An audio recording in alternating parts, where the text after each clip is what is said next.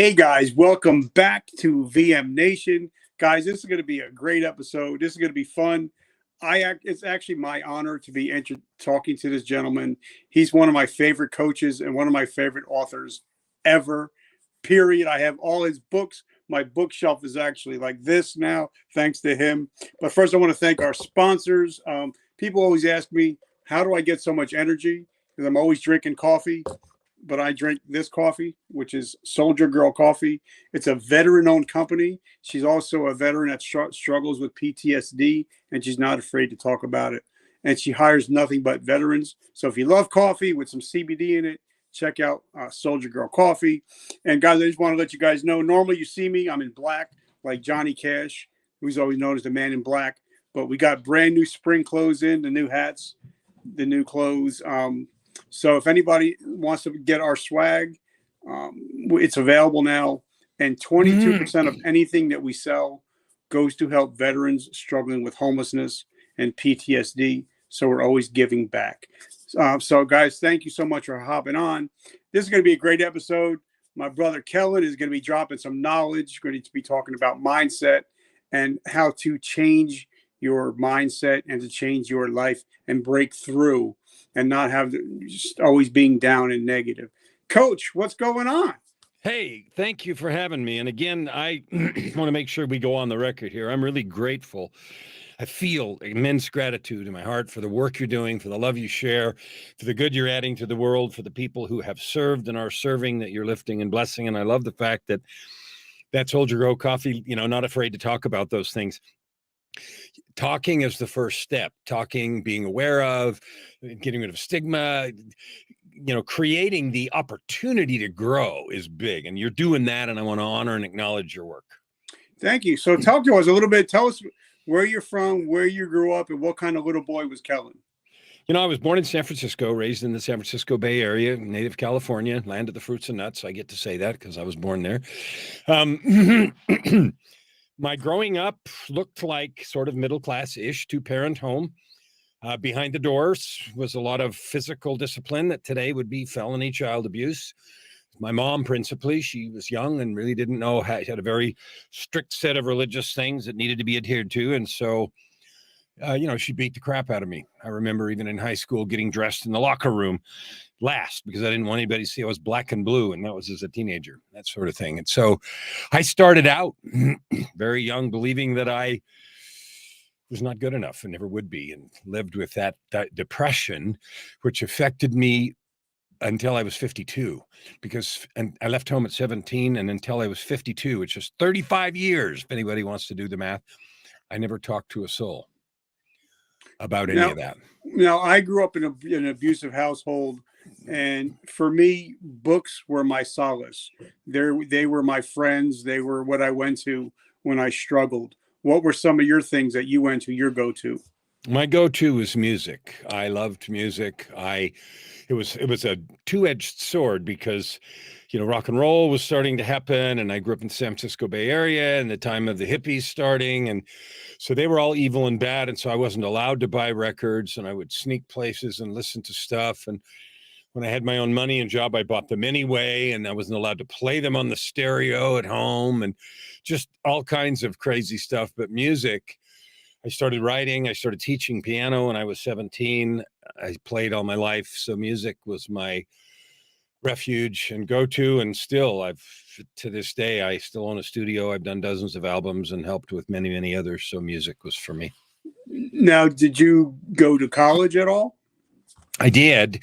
I went to college right out of high school after I was 17, went for a couple of years, and then I didn't finish. I went on a mission for the church that I belonged to. That was part of the expectation. And then I sort of dropped out of the whole church thing and finished college, got my bachelor's degree, probably 7 or 8 years later at the Ottawa University, which is kind of like University of Phoenix, an extension school that had campuses in different places. So I eventually finished a bachelor's in management business administration, but it was a few years later.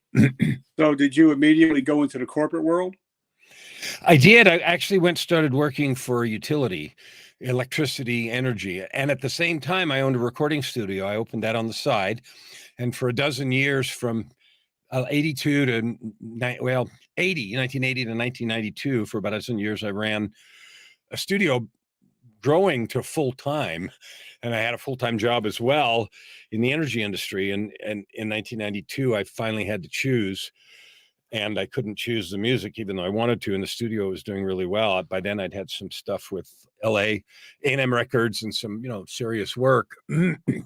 Worked with people that eventually won some BMI awards and that kind of thing. But I couldn't do it because I was still trying to, make my mom happy and get that approval.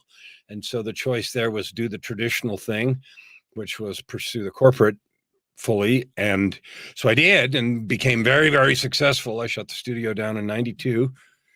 And then for the next 15 years, from 92 to 2007, I had a wildly successful corporate career from the outside, high positions, blah, blah, blah, C-suite in the United States and Canada, made a lot of money. Behind the scenes, I was a disaster. I was married and divorced 3 times. I was in and out of rehab. I was a drug addict. I was a pathological liar. I didn't know how to be a person. I didn't know how to have a relationship. I had 10 children by multiple marriages. And in 2000, how many? 10. 1, 2, 3, 4, 10. God, wow. Did you not have a TV? That's part of the story of the divine intervention that changed my life, the TV. But I wasn't much of a TV watcher. For many of those years, up until 92, I was doing the studio all the time. So I was working 2 full-time gigs. And after 92, the corporate, in order to get those kind of positions, you ended up working a lot. So that sort of took all the time. But that had nothing to do with kids. It wasn't that I didn't know how it worked. I just had kids. So, I'm an addict. I tell everybody, and I'm proud to say, I'm clean 33 years. Just celebrated New Year's Eve. But there's such thing as being a functional addict. And a lot of people don't realize that a lot of your people in the business sector, especially the entertainment sector, a lot of them are functioning addicts. So how did you stay a functioning addict all those years? Well, I don't know. I was able to do it. And in fact, when I had the sudden divine intervention thing that changed everything in 2007, after 35 years of this roller coaster, I was a C-suite executive with a $3,000 a week cocaine problem. And I was making so much money that didn't matter. I was a wild addict. The addiction is really self-loathing. The drugs and alcohol were just what was handy to make it less painful. Be really clear. The addiction was I needed to hate myself because I believed with all my heart I sucked. I was not good enough. I didn't deserve this kind of success. Up at that time, when everything changed, I was single again for the 3rd time, making all kinds of money with that bunch of addictions. And I had just finished 2 years before a 30-day secret rehab where they put people that, you can't really know about it, off the grid, that sort of thing. So I'd done all that and was a wildly functioning addict. And how did I do that? I don't know. I simply did that until God said, we're doing something else.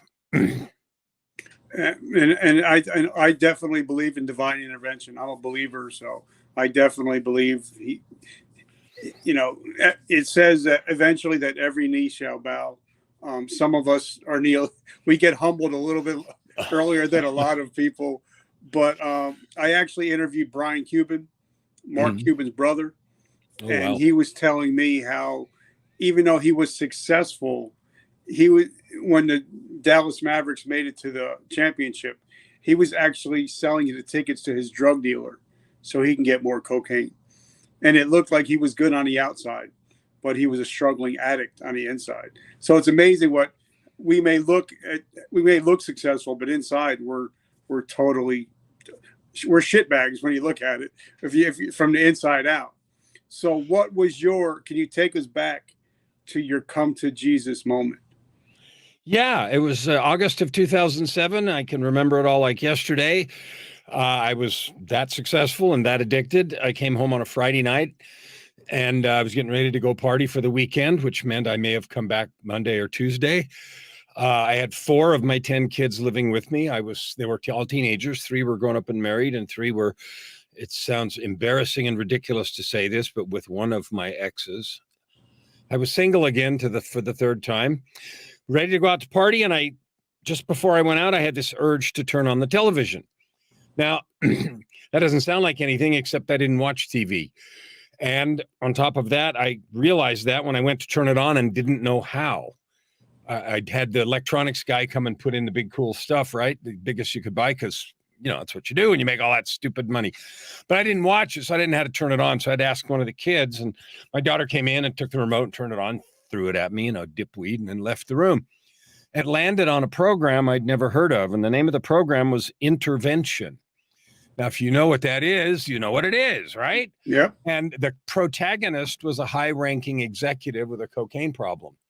So I watched about 10 minutes, and I could, obviously there's me on the screen, and I said, screw this, I'm not watching it. So I turned it off and did the dishes, stomped around for a few minutes, and was just getting ready to leave.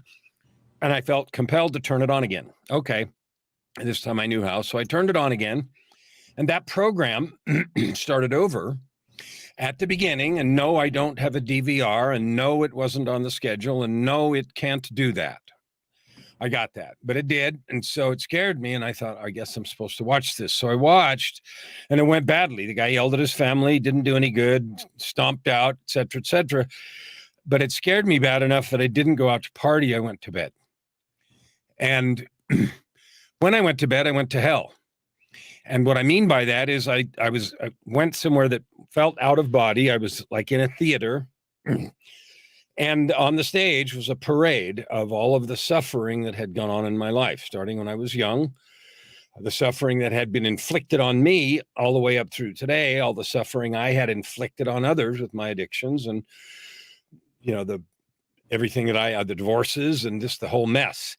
And never in any universe can I describe the suffering, the pain that I experienced and felt. And after some period of time, a voice simply said, "It is enough."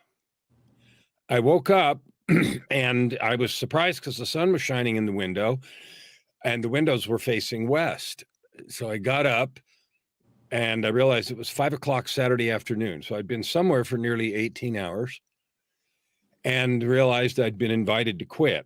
I had no change. I had no idea what to do or how to do anything, but I quit cold turkey, straight up, right then.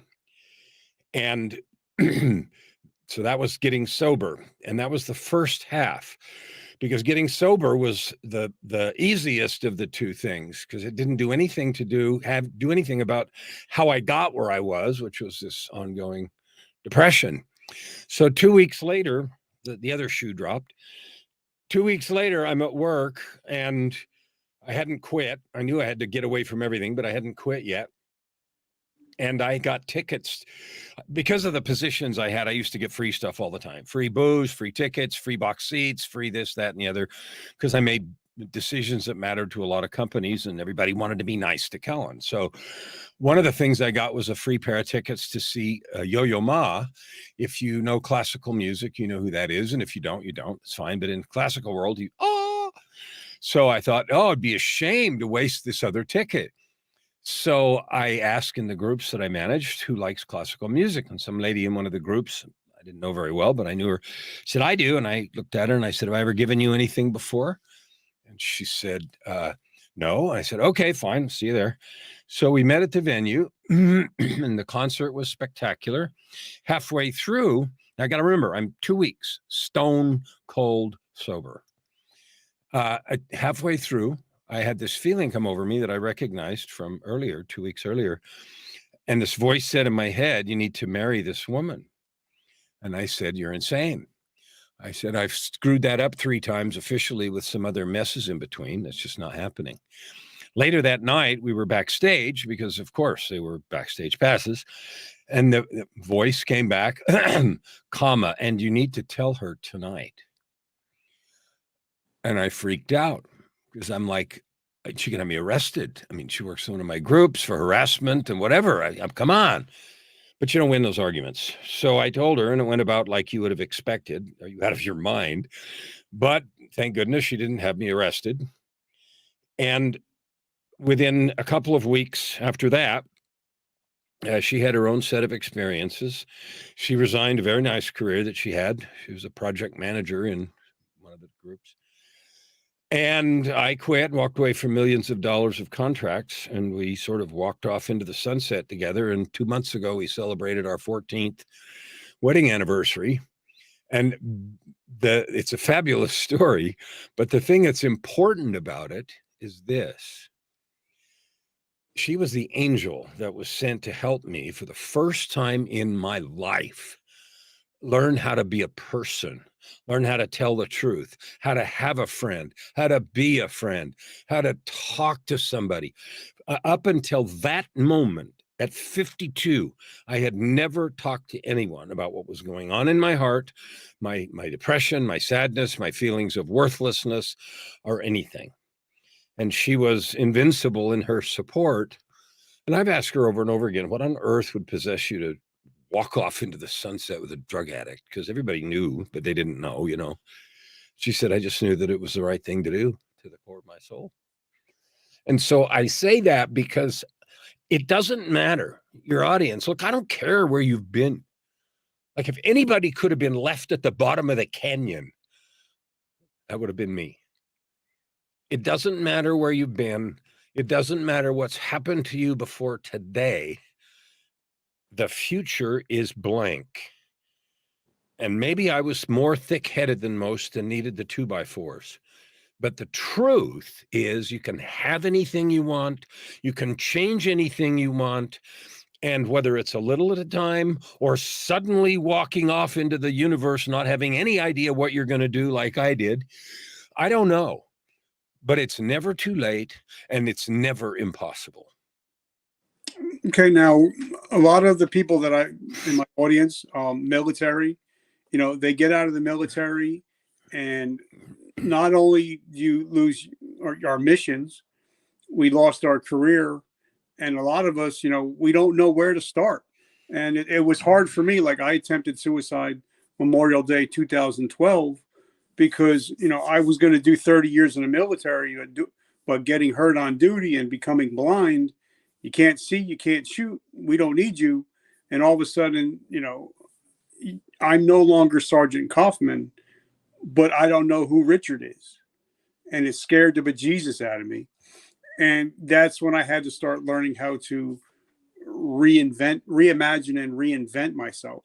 So how did you go about, what are some steps that somebody's listening can go about to start reimagining and reinventing their lives? So here's even with those dramatic stories, all they were is invitations. So I stopped doing drugs and I quit my career, walked away from all those contracts and walked off into nothing. I didn't know. There wasn't a roadmap laid out about what to do next. So I had to say to myself, what do I know how to do? Okay, I'm not going to do nothing. And what I realized was that because of the work that I had done before, whether it's your military work, what I knew how to do was I had made a career out of helping people do things they didn't believe they could do. That's how I got to be this high-powered consultant. I got called in to do these hard things. So I thought, okay, what is that? Helping people do hard things. Well, I think that's coaching. So I started exploring coaching stuff, and I looked it up online and read a bunch of books, and I enrolled in a coaching program to learn about it and to see and realize two important things. Number one, I was really good at it. And number two, it was more fulfilling in my soul than anything else I'd ever done. And though I didn't make any money at first, and my learning to make money was slow, it felt so good to be helping and serving and authentically doing stuff instead of just being important and making big money and hating myself. And so the key to stopping the hate for myself was being of service, to simply go do things of love and service. And many of them I didn't get paid for. I volunteered in community and churches and in music and things to help. And that honed my skills, because in those situations, you can't tell people what to do. You have to invite them, and you have to do it from the side, not like you did when you were somebody's boss. And so it was a different skill set. So serve, and you have to take action. I mean, you're free to sit and do nothing. So was I. You know, we're all free to do that. Nobody's going to make you. But the truth is, no one is coming. Nobody's coming. I quit. I went home and sat there, and nobody came. And nobody came the next day and the next day. And there was no prospect of something coming. I had to invent it a day at a time as I went along. And I tried different things. I started exploring writing. And I hadn't written a thing before that. I didn't imagine myself an author. And then I realized I needed to tell the stories of what I just told you and stuff. So I looked it up about how to write, and I started writing. And now I've written 16 books, and I have 6 more underway. And I wasn't anything before 2008. I wrote the first ones in 2009. I hadn't done any of that. And so it was a little at a time, inventing myself. Nobody came. And it's true, because even like Tony Robbins says, nobody's coming. You got to figure this out. And sometimes you have to ask for help and humble yourself and say, listen, they just say you don't know what you don't know. And sometimes, like for me, I realize I'm a great interviewer. I'm a great relationship builder, but I suck at graphics. I suck at promotion. So I hired somebody that's great at that job. And I think a lot of time we try to be the lone wolf. And when you're a lone wolf, you can't, the lone wolf never eats, and he's never safe. I love what you're saying, Richard. Thank you. If I could beg your audience to do this, don't do it yourself. It's not even better if you do it yourself. It's not a badge of honor to do it yourself. You're not somehow more cool if you don't need help. We all are built as human beings to love and support each other. So go do that. Both sides, go serve and ask and accept the collaboration and service that can be provided by others. It is a joyous condition of interdependence, of working together, of supporting people. It feels good. We have neurotransmitters that are released when we're in that process. We're literally built physiologically to love and serve each other. And that goes both ways. I know you've worked with very high-powered CEOs and stuff, but I'm seeing that a lot of CEOs are dealing with depression. A lot of them suicidal. A lot of them go through divorces, like almost like the military. And for me, even like the Bible, it says, what good is it to gain the world but lose your soul? But for me, it's kind of like, what good is it to have that big house and the big pool and the big car, and you're eating dinner at the kitchen table by yourself? So talk to us about, when you go in and talk to these high level CEOs, how do you talk to them? What do you say to them? Well, one of the things that allows me to do that is I've been there. I've been in that chair and been putting on the facade. So it's easy for me to pick up on cues of camouflaged bravado, hidden sorrow, the energy that someone carries around. I had a guy say to me once who owned a company, and he said, I'm going to be the champion something, the next best. Oh, I know, Zig Ziglar, before Zig Ziglar dies. I'm going to be the next Zig Ziglar, own the highest training company in the world, most sales, whatever. And the energy around him was not true. And not bad, but just wasn't true. And I felt that. I looked at him, I said, you don't believe that? And it freaked him out so much because I wasn't challenging him. I didn't say he couldn't do it. I just said, you don't believe that. And then he stopped and waited for a minute, and he said, well, I'm working on that. And that started a conversation that led to him being a client. because he recognized, number one, that I was right and that I could see that he didn't believe it and that the energy was not truth. And so that the thing that is so prevalent among people who look like they're got it all together and all this stuff is that they don't have anybody to talk to, and they feel obligated to keep this pretense up of all togetherness. And it's not true. Not 100% of the time, but way more often than you'd think. So talk to us about what was it like writing your first book, and was it cathartic? Was it something that, like for me, when I wrote my book, it was very cathartic, but it also opened up a lot of wounds that I had to heal. And I actually had to go to a lot of people and ask forgiveness for some of the shit that I did in the past. So what is it like writing for you today? Well, I love it today, but to start with, it was terrifying. When I wrote Tightrope of Depression, my journey from darkness, despair, and death to light, love, and life, I waited a year after I finished it to publish it because I was so frightened. I was frightened about what people would think. I was frightened about telling the truth. I was frightened for the reaction that I'd get. And it turns out I did get some of the reactions, some blowback and some stuff. But I just decided eventually it didn't matter. And some of it did happen, not as much as I thought, but some of it did happen, and it was real and it was painful, but it was very cathartic. So in the intro to Tightrope, I say, I'm writing this book for 3 reasons. One, I need to. I just need to tell the story. It wasn't an angry story. I wasn't yelling at anyone. I just needed to tell the story. The second reason I wrote it is I was hoping that somebody else or somebody's else would read it and it would be helpful, so they knew they're not alone and they have some ideas about what I did and what they might do.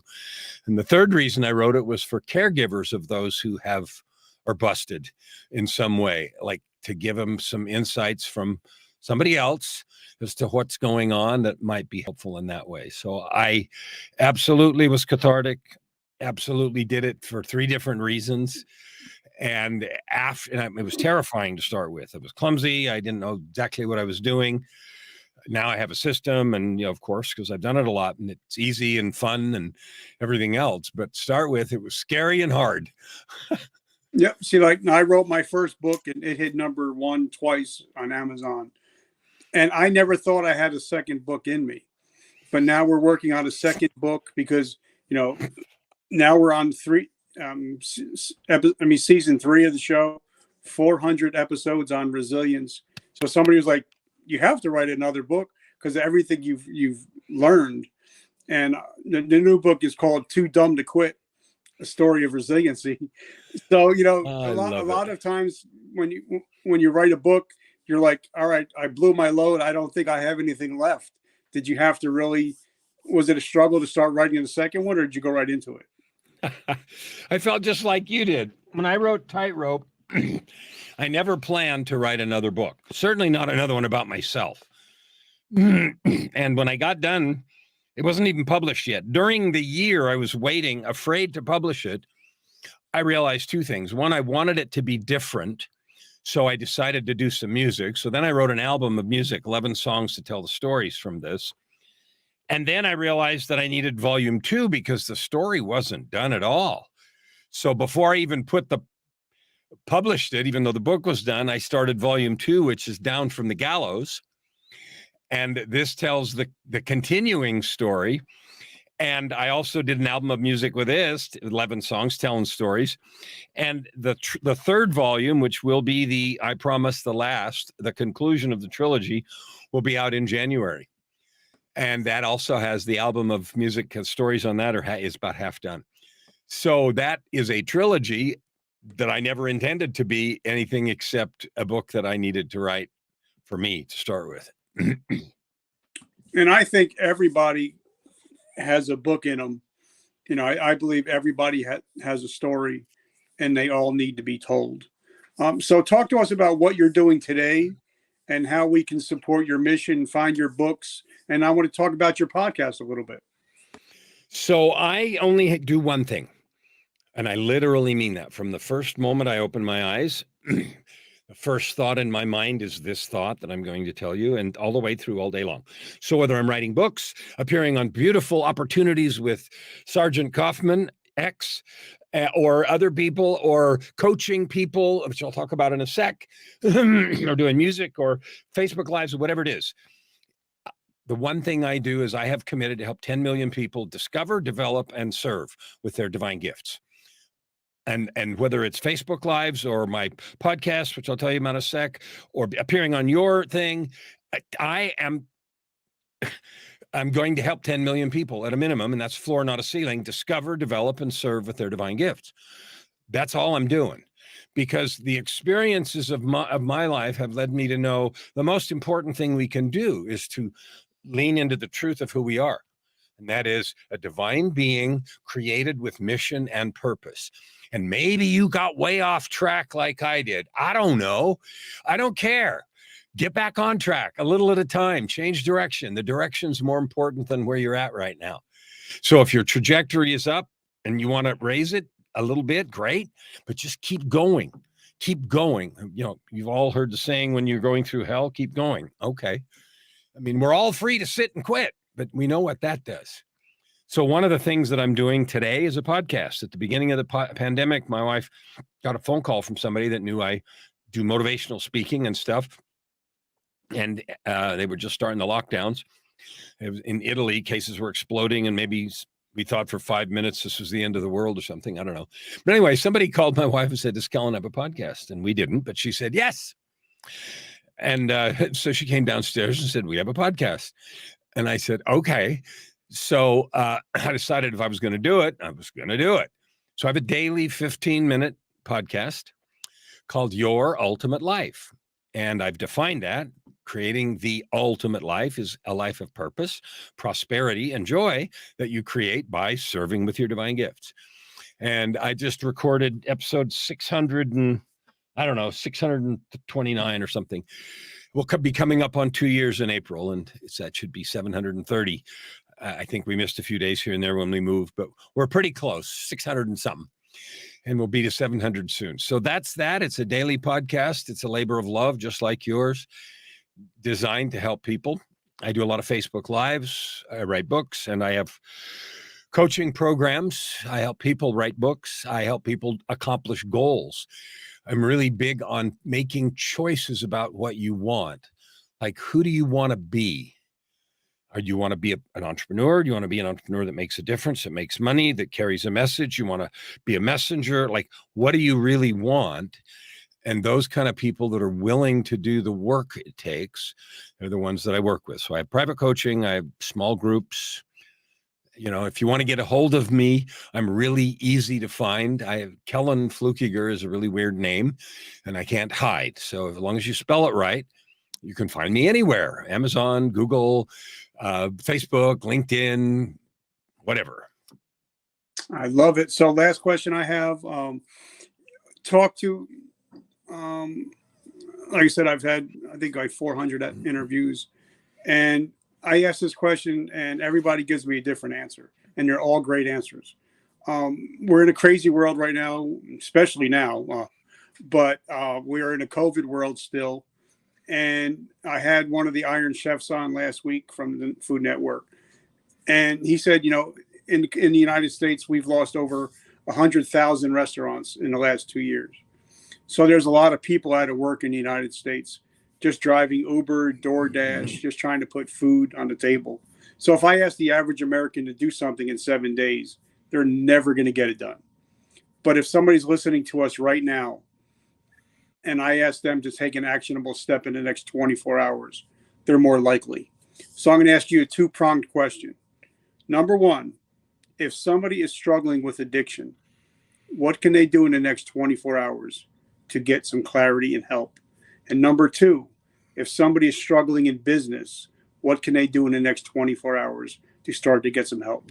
All right. Well, if you're struggling with addiction, then the first thing to do is decide that you're going to change, because you're free to stay where you are, but you know what that's like because you're living with it. When I decided to get some help and went and did it, so whether it's 12-step or talk to a hotline, but your heart has to decide, I'm done with this. I'm done with this. I don't know how to fix it. I may not know how to do it, but I'm going to take control of these levers of my life. And I may fall down. And if you fall down, fine, get up, fess up, clean it up, and recommit. Like, stop the drama, but grab control right now. You don't have to wait 24 hours. In the 24 hours, call somebody, find out where your local 12-step or church or other thing that you can do. Instead of focusing on often we focus on things we can't do. I can't do that. I can't do this. Okay, fine. You're free to quit. But if you're really going to change, then find the one thing you can do. That starts with a decision and to talk to somebody. That's what I didn't do for 35 years, and it cost me those 35 years. So that's the first one. If you're struggling in business, there's three questions that matter in business. Number one, is there money moving in the vertical that you are in? So whatever your service is or product, are people buying it? Is there money moving in that part of the economy? And if the answer is yes, and for nearly every business it is, there's a river of money. People are buying and selling that product. Okay, good. Then you're okay. And if the answer really is no, then you may want to change your vertical. If nobody's buying and selling what you're offering, then you're faced with a really difficult task that takes longer to solve, and that's to create demand for something people don't buy and sell right now. So let's say the answer is yes, there is money moving. Okay. Now, this is the most important. Step two. What is your superpower? Like, whatever your service is, your product or service, why would somebody buy it from you instead of from somebody else?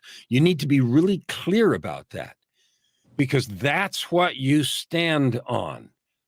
That differentiator. If you're selling nuts and bolts and Home Depot sells them, that's a commodity. And then you're really talking about, commodity pricing, and margins there are really, really thin. It's a little bit different now with supply chain disruptions. But so figure out why someone would buy you. That's important. And then the third step is, if you have money moving in the thing that you do in the vertical, I call it a vertical, but in the area that you service, and you know for sure why someone would buy it from you, then the only reason you don't have all the money you want is because people don't know. Right? Because if there's money moving and you know for sure what your superpower is, and the only reason you're not flooded with business is because people don't know that superpower.